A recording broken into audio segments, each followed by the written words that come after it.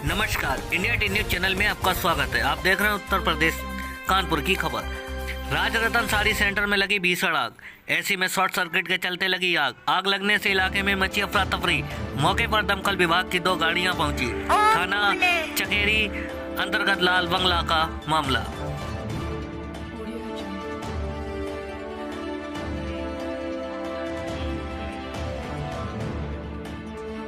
दूसरी खबर पसगावा खीरी। विकास खंड पसगावा का विरापन है। लकड़कट्टा मक्की विकास खंड पसगावा के गांव सोनोरिया का रहने वाला लकड़कट्टा मक्की ठेकेदार हरियाली के लिए अभिशाप बना। विकास खंड पसगावा का विरापन लकड़कट्टा मक्की आज पसगावा के पास गूलर का हरा भरा पेड़ कटवाया। मक्की लकड़हट्टे ने 5-6 दिन पूर्व सोनोरिया में भी 3 पेड़ काटे थे। लकड़कट्टे ने 2 गूलर और 1 पीपल काटा था। लकड़कट्टे मक्की ने आए दिन इसके द्वारा हरियाली पर चलाया जाता है आरा।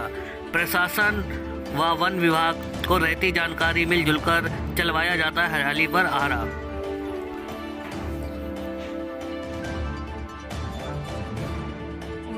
तीसरी खबर छत्तीसगढ़ से। छत्तीसगढ़ मीडिया कर्मी सुरक्षा विधेयक 2023 विधानसभा में पास होकर कानून बन गया है।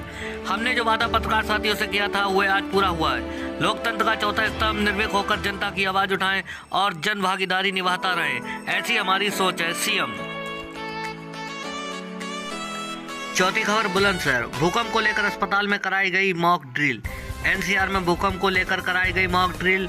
एनडीआरएफ ने जिला अस्पताल में कराई मॉक ड्रिल। भूकंप के दौरान बचाव के तरीकों से कराया गया अवगत। अस्पताल पहुंचने से लेकर मलबा हटाने को दी जानकारी।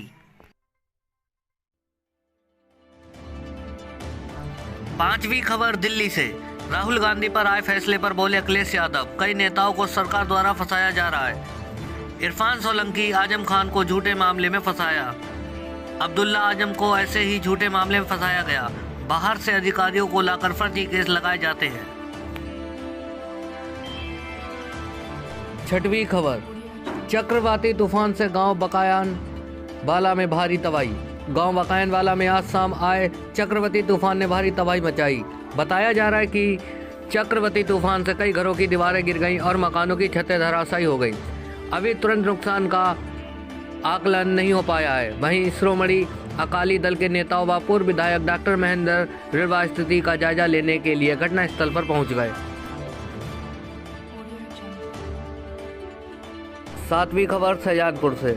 आदर्श पब्लिक सोशल समिति शाहजहांपुर ने दिया ज्ञापन। महामहिम राष्ट्रपति जी को जिला अधिकारी द्वारा और अपने ज्ञापन में प्रमुख मांग करी। शाहजहांपुर में भगत सिंह एक अलग पहचान बनाई जाए। बरेली मोड़ चौराहे का सौंदर्यीकरण किया जाए, जिसके चलते हम सभी युवाओं ने 23 मार्च 2022 शहीद दिवस के अवसर पर बरेली मोड़ चौराहे पर शहीद भगत सिंह चौक के नाम से बोर्ड लगा दिया था, जो आज भी सुरक्षित लगा है। आज विधानसभा के लिए ऐतिहासिक दिन और पूरी छत्तीसगढ़ के लिए ऐतिहासिक और हमारे पत्रकार साथियों के लिए बहुत ही अविस्मरणीय दिन रहा है, क्योंकि आज छत्तीसगढ़ मीडिया कर्मी सुरक्षा विधेयक न केवल प्रस्तुत हुआ बल्कि पारित भी हुआ है। हमारे पत्रकार साथी जो अपने जान जोखिम में डालकर अंदरूनी क्षेत्रों में जाकर खबर लाते हैं, बहुत सारे ऐसे लेख भी लिखते हैं जिससे उनको, उनके परिवार के लोगों को खतरा बढ़ जाता है। साथ ही जनहानि के साथ धनहानि की भी संभावना बन जाती है। ऐसे में जितने भी हमारे पत्रकार हैं, चाहे वो इलेक्ट्रॉनिक मीडिया को हो, चाहे प्रिंट मीडिया को हो, चाहे पोर्टल के हों, सभी साथियों के जो ऑफिस में जो काम करते हैं वो भी और जो गांव में काम करते हैं उनके लिए भी न केवल अधिमान्यता पत्र जारी करने का बल्कि उसे रजिस्ट्रेशन कराने की, जिसको अधिमान्यता पत्र नहीं है, और कोई प्रेस यदि कहता है कि ये हमारे साथ में है और जो लगातार उसमें 6 महीने के अंदर में 3 लेख लिखे हों या स्टोरी की हों, ऐसे लोग हैं जिसको इस सुरक्षा मीडिया कर्मी सुरक्षा कानून के दायरे में लाया गया है ताकि पत्रकारों के सुरक्षा हो सके।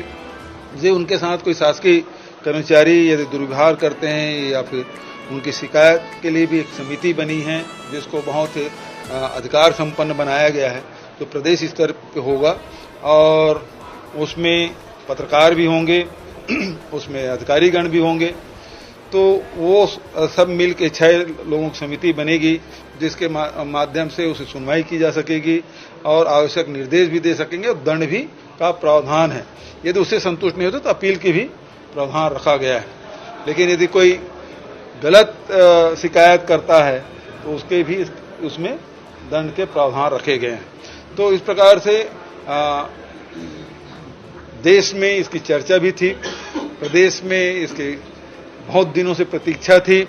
मैं इस अवसर पर जस्टिस आफ्ताब आलम जी, सुप्रीम कोर्ट के सेवानिवृत्त न्यायाधीश आफ्ताब आलम जी की अध्यक्षता में एक प्रारूप समिति बनी थी जिसके सदस्य न्यायमूर्ति सेवानिवृत्त श्रीमती अंजना प्रकाश जी, उच्चतम न्यायालय के वरिष्ठ अधिवक्ता श्री राजू रामचंद्रन जी, वरिष्ठ पत्रकार आज हमारे बीच में नहीं हैं ललित सुरजन जी, श्री प्रकाश दुबे जी, मेरे सलाहकार रुचिर गर्ग जी, महाधिवक्ता विधि विभाग के प्रमुख सचिव, पुलिस महानिदेशक, सभी इसके सदस्य थे और अनेक बैठकें राज्य में और दिल्ली में करके विभिन्न संगठनों से चर्चा करके इसका प्रारूप बनाया गया और उसके बाद इसके प्रारूप को विभाग को सौंपा गया। विभाग ने लंबे विचार विमर्श करके इसको विधेयक के रूप दिया गया और इसे राज्यपाल से अनुमति लेकर विधानसभा में प्रस्तुत किया गया और आज वो पारित हुआ है। लेकिन दुर्भाग्य ये है कि विपक्ष इसके लिए सहमति तो दिए लेकिन इसमें चर्चा में भाग नहीं लिए। किन कारणों से नहीं लिए वो अलग बात है, लेकिन कुल मिला के जो उनकी मंशा थी, अजय चंद्राकर जी बोलने खड़े भी हो गए लेकिन बाद में उसके साथियों ने बिठा भी दिया। तो ये बहुत दुर्भाग्यजनक है कि ऐसे विधेयक जो मूल विधेयक है और पहली बार छत्तीसगढ़ की विधानसभा में प्रस्तुत हुआ है तो विपक्षी साथियों को भी इसमें अपनी राय रखनी थी, जो नहीं हुआ ये बेहद दुर्भाग्यजनक है। हालांकि सर्वोन्नति से इस विधेयक को पारित किया। नहीं देखिए, ये उत्तर प्रदेश में आपको याद होगा समाजवादी पार्टी के नेताओं के खिलाफ भी कई बार इस तरह के मामले आए हैं।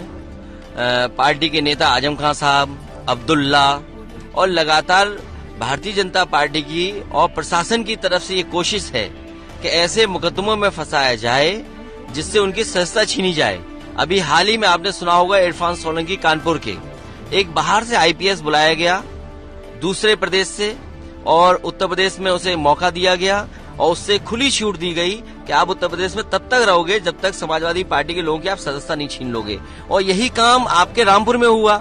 एक डीएम आईएएस जो दूसरे प्रदेश के कैडर का था उसको बुलाकर के ये निर्देश दिए गए शासन से कि आपको आजम खान साहब की, अब्दुल्ला की राजनीति खत्म करनी है और उनकी सदस्यता छीननी है। तो ये जानबूझ करके बीजेपी साजिश कर रही है, षड्यंत्र कर रही है विपक्ष के लोगों के साथ। और कांग्रेस के पार्टी के नेता को सोचना चाहिए, कानून कभी उन्हीं के जमाने में आया था, उसी की वजह से आज उनकी सत्ता जारी है, लेकिन इन्हें सावधान रहना पड़ेगा। बीजेपी कोई भी साजिश कर सकती है। ये प्रदर्शन का मामला नहीं है, ये कानूनी मामला है। बीजेपी को हटाने का बड़ा सवाल है। केशव जी कह रहे हैं कि उनसे आपसे उनको जान को खतरा है। हम लोग केशव जी से बहुत प्यार करते हैं। केशव जी के बारे में हम लोग जान गए हैं, वो एकदम क्या कहेंगे, बिल्कुल ठोस भाजपाई हैं। वो उन्हें उम्मीद खत्म हो गई है, वो मुख्यमंत्री वगैरह नहीं बन सकते हैं, वो ठोस भाजपाई हैं। हम सोचते थे शायद सामाजिक न्याय के कुछ काम करेंगे, सामाजिक न्याय को लेकर के कुछ बात हमारी सुनेंगे, विपक्षी लोग सुनेंगे, लेकिन अब पता लगा है कि वो सामाजिक न्याय के खिलाफ हैं, पिछड़े दलितों के खिलाफ हैं। जब कभी पिछड़े और दलितों की जान जाती है, हत्या होती है, तो यही लोग बड़े खुश होते हैं कि चलो देखो हमने क्या इनके साथ किया है। चलिए वो तो अब कोर्ट जो तय करेगा। ये जाने के लिए मांग रखी है, जैसा कि हम कई वर्षों से हम सभी साथी प्रयासरत हैं कि बरेली मोड़ का सौंदर्यीकरण भगत सिंह चौक के नाम से हो, जिसके लिए हमने माननीय कैबिनेट मंत्री सुरेश कुमार खन्ना जी को भी कई बार ज्ञापन सौंपा, लेकिन आश्वासन के अलावा कुछ नहीं दिया गया। आज हम लोगों ने फिर पुनः भगत सिंह चौक के लिए मांगे की। और अजीजगंज में जो पार्क बना है जहाँ पर भगत सिंह की प्रतिमा नहीं है, तो पार्क किस बात का है? नाम भगत सिंह पार्क है, लेकिन जिसकी वहाँ प्रतिमा ही ना हो तो फायदा क्या है? और जैसा कि सबको पता है कि हमारा जिला शहीदों की नगरी से प्रसिद्ध है और प्रत्येक देश में, पूरे देश में जाना जाता है। तो जब शहीद आजम भगत सिंह की यहाँ कोई भी पहचान ना हो तो बड़े ही दुर्भाग्य का विषय है। और हम सब मांग करते हैं कि भगत सिंह चौक बने और उनकी विशाल प्रतिमा कायम हो यहाँ पर, ताकि हमारे देश, हमारे जिले की जो है शोभा बढ़े। और चंद बातें जो मैं कहना चाहूँगा इस मौके पे, वो ये है केजी से पीजी तक मुफ्त व अनिवार्य शिक्षा दी जाए। शिक्षा का निजीकरण बंद हो। नंबर 3, सरकारी या निजी संस्थान में एक निर्धारित पाठ्यक्रम। और 4, सबको रोजगार की गारंटी हो। इसके लिए BNEGA भगत सिंह राष्ट्रीय रोजगार गारंटी कानून को लागू किया जाए और जो देश का 40 करोड़ नौजवान बेरोजगारी की चक्की में पिस रहा है उसको रोजगार दिया जाए। क्योंकि माननीय मोदी जी ने प्रधानमंत्री बनने से पहले एक वादा किया था देश की जनता से कि हम अगर प्रधानमंत्री बने तो हर साल 2 करोड़ रोजगार देंगे, जबकि आज रोजगारों के अवसर खत्म किए जा रहे हैं। प्राइवेटेशन चरम सीमा पर है और तमाम संपत्तियों को बेचने का काम किया जा रहा है। हम इस सब चीज़ों का विरोध करते हैं। प्राइवेटेशन पर रोक लगाई जाए और भगत सिंह रोजगार योजना को यह लागू किया जाए, यह हमारी मांग है। और अंतिम मांग है, शिक्षा का बजट देश के बजट का 10% 10% होना चाहिए, क्योंकि आज हमारा देश अशिक्षा के अंधकार में डूबा हुआ है और जिसके कारण तमाम समस्याएं पैदा हो रही। धन्यवाद। ये सारी खबरें विपिन कुमार यादव की।